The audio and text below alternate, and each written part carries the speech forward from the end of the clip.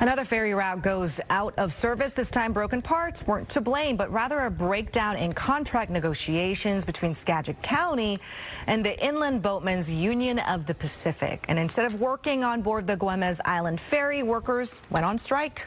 That leaves no way for anyone to get on or off the island by water. Fox 13's Nia Wong joins us from the ferry terminal in Anacortes with what workers are hoping for and what county officials have to say about this strike.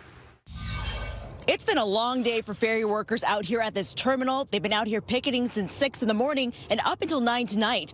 They tell me this was not an easy decision to make, but one they had to do after 16 long months of negotiations.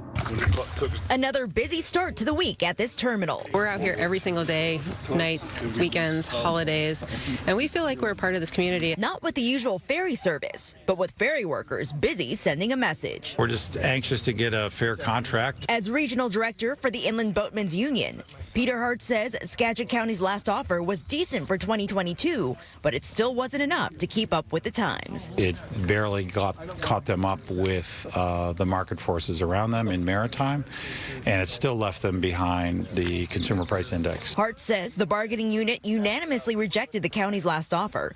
They're waiting for a contract that they say will fairly compensate them for the reality of the economic climate. 3/4 of the group has a second job, so to subsidize the low wages at this job. So, yeah, it's not easy. They've been under a lot of duress, and they're really frustrated. It's not just compensation, but unfair scheduling that Emily Grober says pushed them to strike. They decided to just assign us shifts without consent. If we can't fill those shifts, we're being required to take paid time off to do it. Grober says abrupt scheduling changes adds to the crushing pressures for her and her colleagues trying to raise a family. Which is really problematic for those of us with kids, but not only that, we have other people in their time of life right now that are taking care of their parents. And so elder care is also a pretty big issue for some of our workers. Monday's strike caught Skagit County by surprise. They released a statement in part saying they repeatedly asked for contract mediation and had already addressed the issue of scheduling.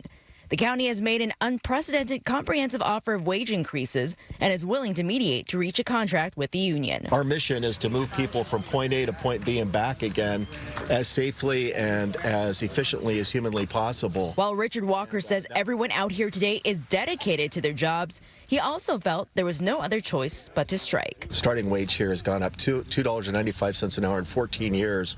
That's a clear indication that there's not enough commitment to making sure that our wages are doing that, are keeping pace. Though they're striking, ferry workers have offered to provide services if there is a medical emergencies. But other than that, you won't see any ferries across this way for the rest of the night. Regular ferry service resumes tomorrow at 6:30 in the morning. For now, in Anacortes, Nia Wong, Fox 13 News.